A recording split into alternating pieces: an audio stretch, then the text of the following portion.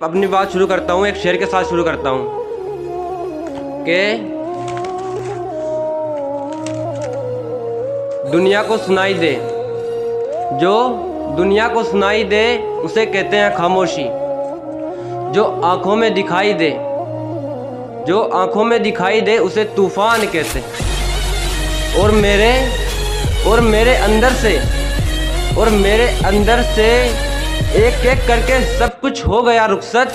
और मेरे अंदर से एक एक करके सब कुछ हो गया रुखसत, मगर एक चीज़ बाकी, उसे ईमान कहते हैं। तो आपको पता लग ही गया होगा कि मेरा टॉपिक क्या है, ईमान। तो ईमान किसे कहते हैं और हमारा ईमान कैसा होना चाहिए। तो रहमतुल्लाह ताला अली फरमाते हैं कि ईमान अमन से माखूज है। और ईमान का अर्थ होता है कि नफ्स का मुतमईन होना, और दूसरा खौफ का जाहिल होना। तो इन एतबार से पता चलता है कि खौफ से मुतमईन हो जाना ईमान का अर्थ है। तो हमारा ईमान कैसा होना चाहिए, ये मैं आपको एक मौजज़ा बताना चाहता हूँ कि सुल्तान सलाहुद्दीन अय्यूबी जो एक राजा था, सरदार, जो सुल्तान सलाहुद्दीन अय्यूबी की फ़ौज ईसा मसीह को लोग मानते हैं उसे कहते हैं सलेबियों को भारी पड़ गई थी। तो सलेबी के कमांडर कहता है अपने बादशाह से कि बादशाह कि सलाहुद्दीन अय्यूबी की फ़ौज दिन ब दिन बढ़ती जा रही है, तो हमें उसे कैसे कंट्रोल करें। तो बादशाह कहता है कि एक ही रास्ता है कि उनके सामने से औरतों को छोटे छोटे कपड़े पहनाकर उनके सामने से निकाल दो। तो कमांडर ऐसा ही करता है, निकाल देता है सामने से। फिर पता चलता है और बाद में आकर बादशाह से कहता है कि बादशाह, वो इंसान नहीं थे, वो तो फरिश्ते थे, फरिश्ते। एक की भी गर्दन ऊंची नहीं हुई जब हमने औरतों को निकाला, सभी ने अपनी गर्दन नीचे झुका ली। तो हमें भी अपना ईमान, हमारी नज़र ऐसी रखनी चाहिए। दूसरा, एक खान की फ़ौज, एक खान और अपने सैनिकों के साथ एक माउंट एवरेस्ट पर जाता है। तो माउंट एवरेस्ट पर चढ़कर वह देखता है कि चारों तरफ लश्कर ही लश्कर। तो एक सैनिक पूछता है कि सरदार अमीन को हरा पाएंगे, तो खान कहता है कि मूर्ख, मैं तो ये सोच रहा हूँ कि इनको दफन करने के लिए मैं इतने सारी ज़मीन कहाँ से लाऊंगा, वो तो ये सोच रहा है कि हम इनको हरा पाएंगे। और तो देखो उसका ईमान कितना पुख्ता था कि वह इतनी लश्कर को देखकर घबरा नहीं रहा था। दूसरा है, जो चंद महीनों पहले सुरवाल में बाढ़ आ जाती है, जो चारों तरफ पानी पानी, खेतों में, घरों में। और जो सुरवाल में ऊंची भी जगह है जहाँ पर लोग भाग कर जा रहे थे। क्यों? क्योंकि वहाँ पर हमारी जान बच सके। जहाँ का घरों का दास्ता ऊंचा है वहाँ पर उनकी जान बच सके, इसलिए वह घरों पर जा रहे थे।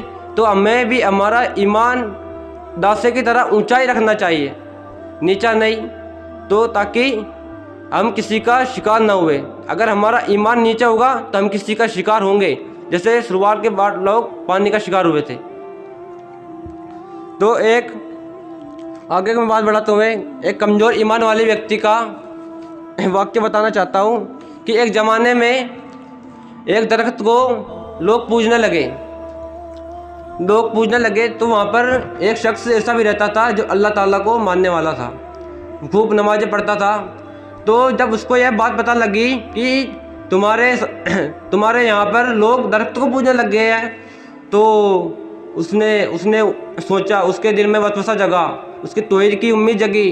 तो उसने कुल्हाड़ा उठाया कि मैं उस पेड़ को ही काट डालूंगा, जो अल्लाह का शरीक बन रहा है, मैं उस पेड़ को ही काट डालूंगा। तो उसने कुल्हाड़ा उठाया और चल गया पेड़ को काटने। तो रास्ते में शैतान मिलता है। शैतान ने कहा कि मैं तुम्हें नहीं जाने दूंगा। तो उस मौलवी ने एक तमाचा मारा और पटक के ज़मीन पे गिरा दिया। तो शैतान तो बड़ा मक्कार होता है, तो एक चाल से नहीं दूसरी चाल से मारता है। तो शैतान ने कहा कि तू पेड़ को काट के क्या करेगा, तुम तो तुम्हारी नमाज पढ़ते हो, और तुम्हारी कब्र उनकी कब्र, तुम्हें क्या लेना देना उनसे। तुम तुम्हारा जवाब दोगे, वो उनका जवाब देगा, और तुम्हें उनसे क्या लेना देना। तो और इसके अलावा तुम्हें रोज़ाना नमाज के मुसल्ले के नीचे रोज़ाना 1 दिरहम मिल जाया करेगी। तो उसने सोचा मेरे इनसे क्या काम, मुझे तो 1 दिरहम मिल रही है नीचे मुसल्ले के नीचे, रोज़ाना 1 दिरहम मिल रही है, मुझे उससे क्या काम। तो वो क्या वापस आ जाता है और रोज़ाना 1 दिरहम पा लेता है मुसल्ले के नीचे से। तो चलता ही गया, मिलती गई, फजर में, जोहर में, असर में, मगरिब में, इशा में, जिससे दिरहम मिलती गई, रोज़ाना 1 दिरहम मिलती। तो कुछ चंद महीने बीत गए। एक दिन क्या होता है, उसे दिरहम नहीं मिलती है, तो वह फिर कुल्हाड़ा उठाता है और चल निकलता है पेड़ को काटने। फिर रास्ते में शैतान मिलता है कि मैं तुम्हें जाने नहीं दूंगा। फिर उसने तमाचा मारा और पटक के ज़मीन पर गिरा दिया। तो फिर उस शैतान ने उसे गला पकड़ा और वापस उसे ही गिरा दिया। फिर उसने कहा कि उस दिन तो मैंने तुम्हें यूं ही गिरा दिया, तो आप मुझसे इतने ताकतवर हो गए कि तो आपने मुझसे ही वापस गिरा दिया। तो उसने कहा कि उस दिन तुम अल्लाह ताला के लिए पेड़ को काटने के लिए जा रहे थे, और आज तुम दिरहम के लिए जा रहे हो।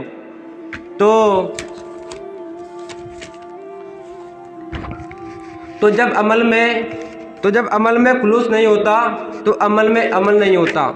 अमल में कुव्वत नहीं रहती तो फिर सजदे बेरुख हो जाते हैं और नमाजें बेजोक हो जाती है। रूफ़े कजिल परशा सजदे बेजोक की वो जज्बे अंदरूख बाकी नहीं। नमाज रोज़ा हज ज़कात सब कुछ है बाकी मगर तू बाकी नहीं। तो मैं बात को आगे बढ़ाते हुए तो क्या अगला टॉपिक आता है, हमारा ईमान कैसा बनेगा। हमारा ईमान कुरान मजीद को अपना सहारा बनाना होगा। सबसे पहले तो कुरान मजीद को हमारा सहारा बनेगी तो हमारा ईमान पुख्ता होगा। दूसरी बात, नमाज को अपने कपड़ों की बराबर अहमियत देनी चाहिए। शरीर पर कपड़े नहीं तो नमाज नहीं, नमाज है तो शरीर पर कपड़े है, इसकी अहमियत देनी चाहिए नमाज को। इसके अलावा रोज़ा ज़कात हज को अपनाना तो पड़ेगा ही। इस बात को मैं अपनी बात ख़त्म करता हूँ। अल्लाह ताला हमें अमल करने की, गौर व फिक्र करने की तौफीक अता फरमाए। वाखिर दावाना अल्हम्दुलिल्लाहि रब्बिल आलमीन। अस्सलामु अलैकुम।